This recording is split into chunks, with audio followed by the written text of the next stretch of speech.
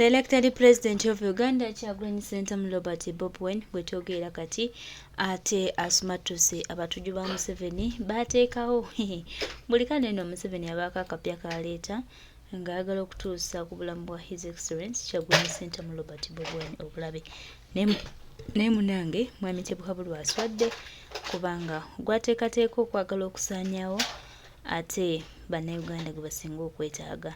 So Bannayuganda bo bali ready okukuuma obulamu bwa pulezidenti waabwe, bamwagala, bamufaako era bakola buli kimu ekisoboka okulaba nga Kyagulanyi Ssentamu Robert Bobi His Excellency atambulira ddala nga bw'alina okutambula era nga buli kimu kikolebwa nga bwe kirina okukolebwa.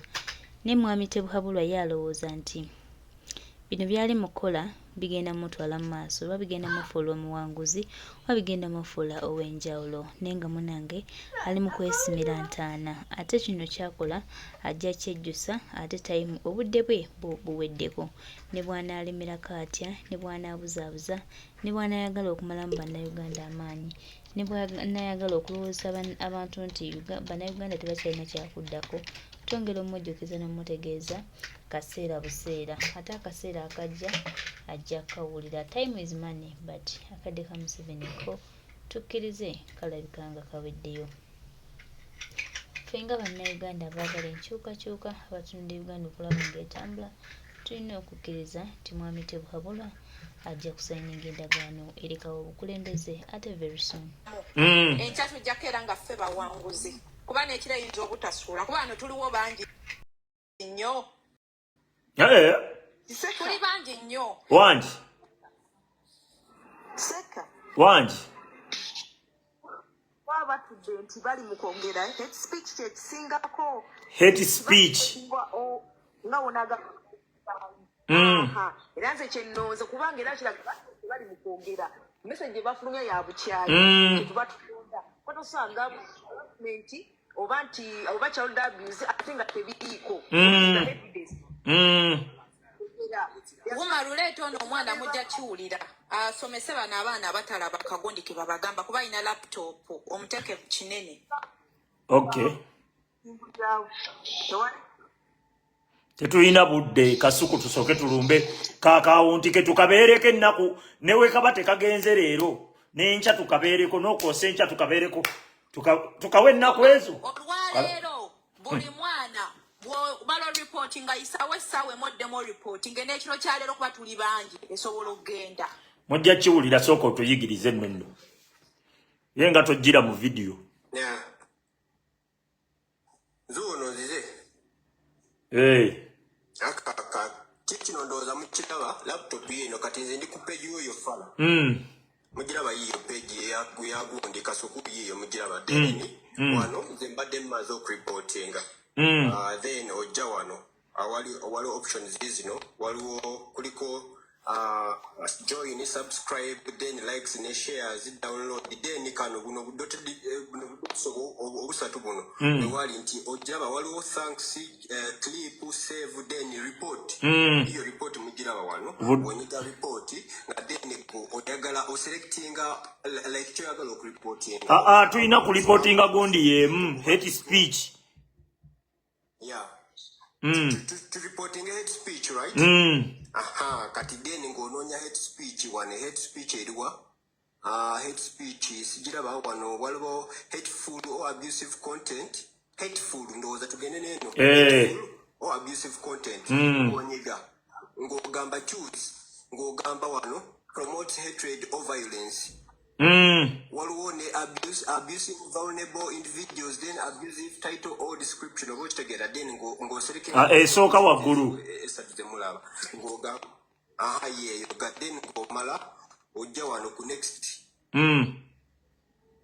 ngogamba no selecting an option then ngonyiga next then wano kino kiri option oyinza okuwandikamu ekintu kyonna kyoyagala oba weeyagala n'okirekerawo bwekitegedde then ogamba report. Kati kunonze mulundi gwakubiri nga reportinga. Njagala tugende tu reporting live ya kasuku live. Tujibereke e wiki kale. Tulabe we tutagikube kigo. Tujibereke e wiki. Mirundi 10 gogenda no reporting mpaka. njagala tuve wano ffenna kabaddiremu nti ojja wano n'osaakinga ogenda ku YouTube gw'alina essimu era ndowooza okola kyekimu gwe n'osaakinga nti Kasuku omuntu yenna gw'oyagala okuripootinga osaakinga mu linnya lye oba gundi erinnya lyakozesa ku YouTube channel ye kati nze nsaakinze Kasuku katono nnyo genda maaso ompulira wendi waawogana naye katono nnyo omwami ate ani akumute nze va mu mute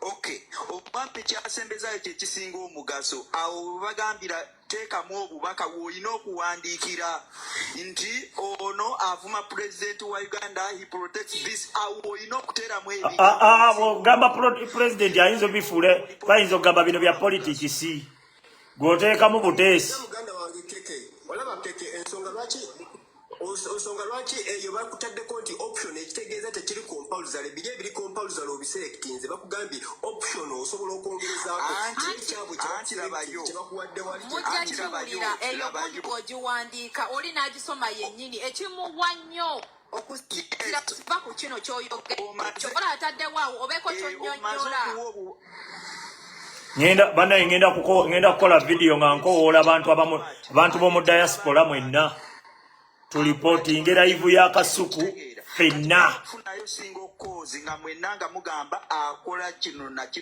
hate speech hate speech esinga alright naye nga baganda bange mukirabye ambagiremu buto osaakinga oyo omuntu gw'oyagala okukola ki okuzoganya gundi ye peegi ye w'omusanga then ng'onyiga enter kati ffe twagala Kasuku wuno wano neera kamuddemu mu reporting ng'onyiga enter Kasuku ng'esaakinga wuno wano in fact zino eziri latest kyetaaga video eziri latest onyigako enter ng'omunyigako enter wuno Kasuku live wano waliwo options zizo waliwo join waliwo subscribe waliwo like waliwo dislike buddoti obusatu waliwa ng'onyigawo then ogenda ku report awo ffe tugambye tuli mu kureportinga hateful or abusive content ng'onyiga wano onyiga awo ng'ochuzinga waliwo option endala awo waliwo promote hatred or violence then abusive violence or individual something like that then ng'onyiga ku option esooka and then scrolling down ng'ogamba this applies to links within this video description then ng'onyiga next then ono gundi jakugambye ndowooza owandikamu byonna by'owandiika nze ngenda kuwandikamu he promotes hate speech that's all kyengenda okuwandiika he promotes hate speech oteekawo hate speech he promotes nkaba sipeeringire speech eri sp bakamanyi naawe ako bakamanyi njagala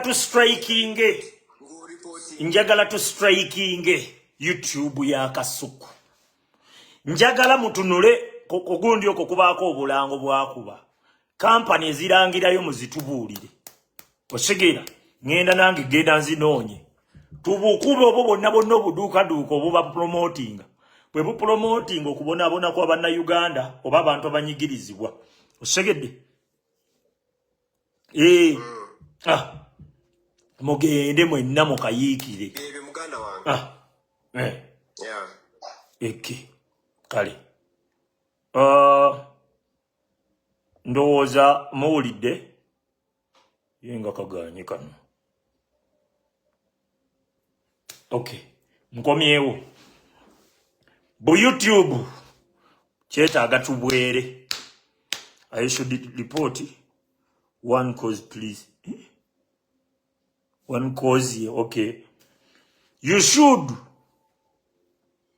mpam atenga tosindise requesting kuwe muchi waze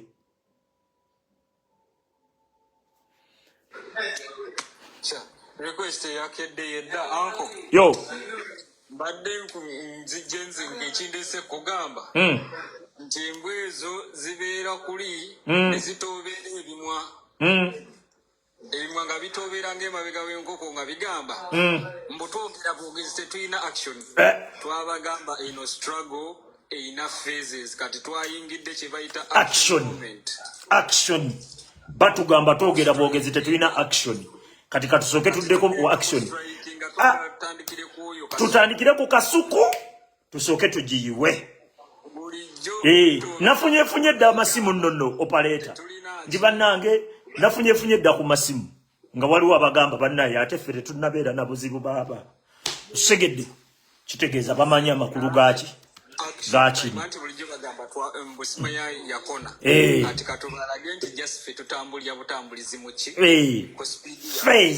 ffe tugetambulira ku feezi zaffe tutambulira ku feezi leero ssaawa zino tuyinza obeera bakkakkamu ate nga ne Museveni naye tugenda kutuuka ku action kubanga naye ayinza okuba alowooza twogerako bwogezi ekisinza okunkola obulungi ffe tetutuuza bu whatsapp group mbusimanya twegeeza ekyokukola tuzze wano mu lwatu era nkimanyi abalikondinze bayitirivu era kati ye content agenda otambula content atambula kati peegi y'akasuku dawuni peegi y'akasuku dawuni teriyaddamu kutumanyiira tugibeereko kale ne bwebeeganye etya nakwezi oba wiiki tugibeereko kale tulabe oba bbanga ki tugenda gibeerako kale tulabe basajja batumanyiira abo bwe bijja eno sebo bwe bitukolamu ssente ate bwe bimalawo bitumanyiira ŋŋenda kukunga abantu b'omu diaspora bonna abali mu Amerika abali e Bungereza abali e Netherland abali e Spain abali wa yonna gy'oli China wa nga wasubscribinga ku channel y'akasuku genda olipotinga channel eyo kubanga abantu baffe mwe mu following abantu abo balina okulekerawo tumanyiira etuddeko mu action Museveni tugenda okugamba nti tetumwagala nga tulaga n'ebikolwa nti ebikolwa bye bino balowooza twogerako bwogezi balowooza twogera bugambo okitegedde genda olipotinge kasuku live genda olipotinge bagala tumanyiira abo ffe content waffe tetumugyamu kasente nze noonojja n'otwala ka account nga nkola ebirala omumwa gwange guba gusigaddewo nga nkola akalala nga nzijanjasama naye omanyi kye bayita olutalo lw'okuzimba peegi YouTube omanyi olutalo lwayo lugizimba oyo agenda tuwulira buli video jassaayo tulina okubeerayo n'abatuwaala ati twabeerangako wano ne bannamawulire tulina be tulina olonda nga bannamawulire nga be batugamba nti kati awaniseeyo akapya tugende abawaniseeyo akapya osegedde ogamba otya baaba obuzibu obuliwo abasajja bakozesa YouTube channel nebafuula famous okitegeera ffe tubawagira nebafunamu ffe sente nawo nebagenda mu gavumenti nawo nebajjayo sente bajja sente saidi zombi kati katujooke abule wadda abali famous mu bantu gavumenti ekyamwetaaga gavumenti mwagalwa namba gyalina okiraba genda ku kasuku live gavumenti emwetaagala kasuku live reporting ku video empya ze yakateekayo muzi reporting at speech temuva waawo in fact ngenda kukolayo ne video abalicordinga mu recording campaign mugitegedde twagala TikTok yonne abaana b'enkyukakyuka ne Facebook enkyukakyuka mwenna mulumbe account page eyo mugiyiwe osegedde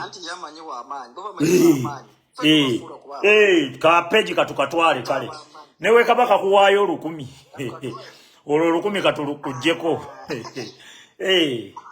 newe kabaka kuwaayo 10 olwo katukima 10 lwaffe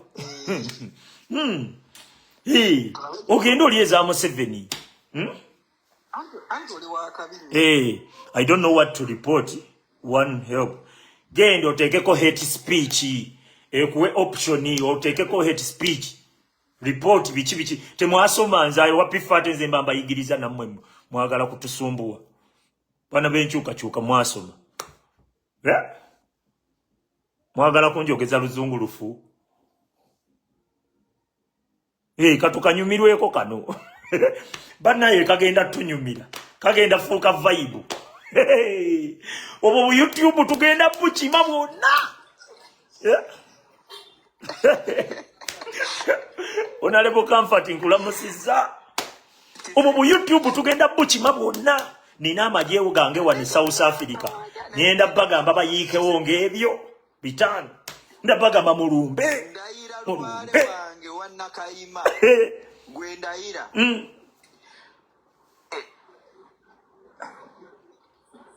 Kizeko mpulira kati. Nkuwulira.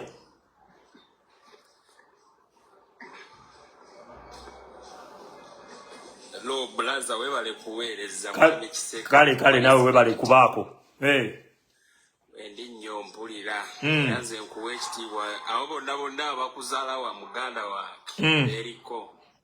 Eriko kola mulimo gw'amaanyi nnyo.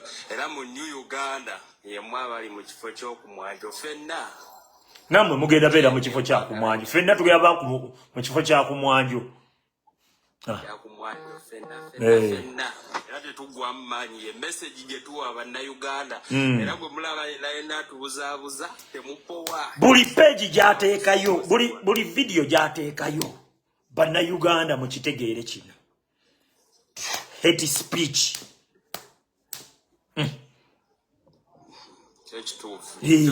Basusso tumanyira abantu abo. After 1 hour let us go. Comrades. We wayite essaawa emu ng'oddayo. Wayite essaawa emu ng'oddayo. Ne wobeerawo nga tolina byakola. Ebyokola tubikuwadde. Gwe Kadaama ali mu kiyumba. Yiga we balipootinga lumba bulumbi. Osegedde. Segedde. Bupeji bwabwe tubutwale. Amaanyi tugayina. Buwoza tetuyina action. Sebo katuusa okugamba mbu Kyagulanyi baamugamba mbu ebirala byonna bikole naye tokkiriza bantu kugenda ku kkubo. Kasuku. Ezo statement za Kasuku. Katugende. Tubukikole ki? Tubustriking bupeji bwe. Bwe batumanyirirako. Bannange abali ku YouTube, abali ku Facebook. Musharinge muyite bannammwe. Sharingira y'abantu 10 buli omu bajje wano bategere campaign gye tuliko wano. Segedde. Ya kulipotinga Kasuku live.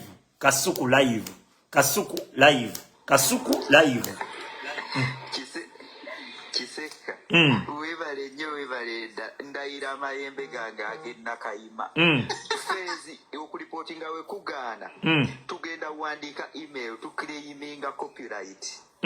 Ekyo wekigaana nkireyiminga copyright y'ekifaananyi ekitali kyange. Wandika ezo zonna fezi tugenda zibawa. Kireyiminga ota copyright. Owandikire YouTube direct. Obagamba ono kyakozesa ekyo ekifaananyi kyange tukyesibako. Kifuna ekifaananyi abantu bakyaza ne ngamba akyaza maama wange. Nempandiika. Soke ku phase 1. Anti bagamba tetwasoma. Soke ku phase 1. Ekyo wekigaana nga video zikyatambula omanyi bateekayo protection bungi. Tuwandiika direct. Akozesa abantu mu video ekitali tuwandika email eri professional ne tusindika abantu 5. Byonna tubimanyi obu page byonna naye katusookeko n'ekisooka. Byonna mpozi mwetonde oba muddeyo mukole ebyammwe bye mwali mukola. N'abalangira ku kapeegi ke. Omanyi oli alagidde ku kompyuta kwata ka smartphone ko onyige mu channel. Wonyiga mu channel genda ku mukono gwo ogwa ddyo waggulu wabeera obuntu obusatu. Wabeerawo bulayini budoti busatu nyigawo. Wonyigawo bajja leeta report user. Ku mukono gwo ogwa ddyo bajja leeta report user. We baleeta report user bagenda kuwa description ya YouTube manya ayina abantu we bati ayina views weziti. Genda wansi ewasembera ddala ewali ekigambo report. Womalo onyigawo report bajja kuleetera ezo option ennyingi ez'okulondako. Onyigemu option gye twalonzeeko hate speech. W'oginyigamu hate speech bagenda kuleetera videos zonna eza YouTube. Londako gy'oyagala reportinga ginyigeemo gitiikinge okirire wansi onyige eddaani bakuleetereka akabox ka description kyoyagala okuwandiikamu wandiikamu hate speech kiggwe onyige submit wansi bakuleetere dani bakuleetere ne email tweyanziza webale obubaka bwo tubufunye leka tuyiseemu mu kino kyowandiise tujja kuba we kiba nga kigeringa against the violation of YouTube tugenda video jijjayo sisuubira nti YouTube nsiru video ngeripotingiddwa abantu 2,000 teyizo girekayo ate mu reportinga video 3 page ne bagikima si bwe kiri naye tulina okwefunyirira ku emu anti emu we bagijjayo nga tudda ku ndala tulina kwefunyirira ku emu oba esooka waggulu ogamba nti eyo kinyuma nnyo empya kinyuma nnyo ku mpya kikyo naye mwebale nnyo mwebalire ddala tetwasoma ate naye ogijjeko ogite wali eri weekugambira awali like ogijjako ogidislike si bwe kiri ka like oba kataddeko kajjeeko ka subscription oba ono abuuzizza lwaki tetulipotinga page ate kyetuba tukola tuve ku video epage era oba olipotinze page omuntu wajja n'alipotinga video yaba alipotinze page ya kisekka era page bakuleetera ne bakugamba nti page eri bweti like page yo eyina strike kenda mabulijjo mugamba manya diweti mi oloza baba bakukoze eki bakuteekako account warning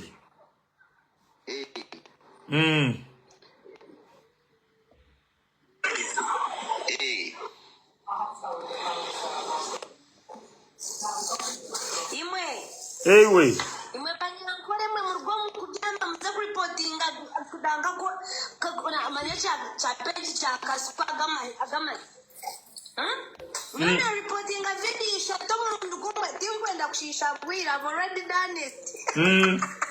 Abanyankole mureka kwagirene file bikurwanisa struggle yitu jena muze kwanakinga page mu reporting a page mujababire abanyoro mugende mu reporting a page egyo